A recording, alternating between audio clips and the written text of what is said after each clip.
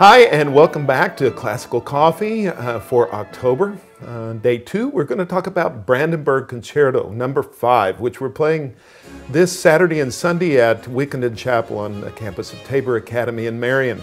And I'm here with Jesse Holstein, our concertmaster for the New Bedford Symphony, and also Paul Cienniwa, who we talked to yesterday as well, harpsichord soloist and continuo player. Today we're going to talk about why Brandenburg 5 is so important in the repertoire. We talked about Corelli really introduced the Concerto Grosso and that Bach sort of completed it with these Brandenburg concertos, 3 of which are in the Concerto Grosso form. And Bach certainly used models from Vivaldi, Corelli, Torelli, but in the scope in this piece, especially in the 5th concerto, the scope of it, of conception and the sheer complexity of his use of musical structures, thematic structures, and contrapuntal techniques, it just far surpasses anything that had come before. And guys, one of the things that I wanted to talk about was Bach utilizes a principle or a formal, a compositional structure called the ritornello, which is an Italian word which means essentially refrain or reprise, a musical thematic element that keeps coming back over and over again, that organizes, it sort of acts like the walls of the musical structure. And unlike maybe his predecessors, Vivaldi would use the ritornello, it would be very clear cut. You'd hear the large group, the ripieno, which interestingly enough means stuffed or filling. I just figured that out. It's like a stuffed pepper is ripieno. But the musical stuffing is the large group, and they would play this ritornello, and then the solo group would take off, usually with different musical material. But one of the things I really love about this 5th concerto, especially in the first movement, is how Bach disguises the ritornello sometimes. He sort of keeps us guessing about when it's going to come in and when it won't come in. How does that work for you? Well, I'm just thinking when I've conducted this from the harpsichord, a few times I've done that, it's actually kind of difficult because the cueing is so hard. Mm-hmm. In a Vivaldi concerto, it's so obvious when the orchestra comes in. They don't even have to listen, and then they come in and so on. In this piece, they really have to pay attention, and that's because Bach overlaps so much of the material. When I was a high schooler, probably hearing this for the first time, I didn't even identify this as a Concerto Grosso in my ear. I just heard it as one continuous composition. And part of that's I wasn't listening very well, especially to the harpsichord cadenza at the end. But mainly I heard this as one continuous piece of music. Mm-hmm. And I think it's very easy for us to hear it that way because Bach overlays the texture of concerto and ripieno. Yeah, I think the stuffing that you were talking about finally gets to have its day, and I think this past summer up at Apple Hill, where I teach in the summer, some colleagues of mine, their little girl was playing the ripieno part, the first violin part, and suddenly she has these solos that are, and not only were people excited to see her because she's so much shorter than everybody else, but and she has these big solos, and I think, unlike the very clear-cut solo, ripieno, it's this quilt that weaves and overlaps in a new way. Yeah, it really brings the Concerto Grosso to maturity, I think, with this interconnectedness. It moves it to a different level. Now, the second movement of this concerto is, I think, is just incredibly beautiful, and it is marked affettuoso, which is an interesting character word for Bach to use.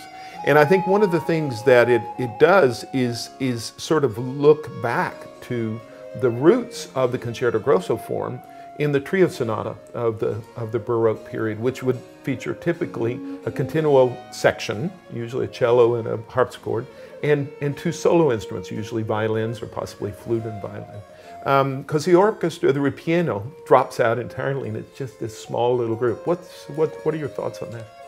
Yeah, well, as you said, it is a return to that trio sonata formation, but I'm struck by just the emotionalism of the music and to mark it affettuoso, and Bach is in some ways an incredibly romantic and emotional composer, and I think this is an example of that. I just think the movement's unusual in its context in a concerto. It's chamber music in the middle of an orchestral work. So this is the moment where the rest of the orchestra can take a break, and we're just it's just three instruments for that entire movement. Very, very unusual. And it's really not a continual part in this movement because there's no sustaining bass instrument. It's just the harpsichord and the two solo. Well, but at the same time, I do have some figured bass. That is, I am making a continuo part, you know, a realization. Right. But you're right, Bach is this is one of those rare instances where Bach, or any composer, is very specific about that continuo instrumentation. He only wants harpsichord on that part. And the conductor gets to take a break. I go out and have a cup of coffee because I'm not conducting. You will just do it by yourself. All right. Well. Now, obviously, one of the most striking aspects of this is that harpsichord cadenza that you mentioned at the end. Completely outrageous in some respects. I mean, concertos had existed before this for some pretty strange instruments. You know, Vivaldi wrote concertos for piccolo and bassoon, and for, sorry Dave, but bassoon and even mandolin, but there were no harpsichord concertos really, or keyboard concertos. And then suddenly at the end of this, the harpsichord comes in, it just takes over. What do you think about that? Yeah, I mean the solo, the harpsichord solo, really is so awesome in that it's just so epic, and I love the idea that Bach wanted to show off his new axe. He went to Berlin in 1719, got this new double manual harpsichord, and I like to think like someone's showing up for band practice and they open up the case and it's double-necked guitar. And suddenly it's the time for a little solo, guitar solo, but this person just goes nuts for 5 minutes. And I liken it to this cadenza. It's just, I love how epic it is. It's harpsichord shredding, yeah, really, you know. And I mean, that's very rock and roll.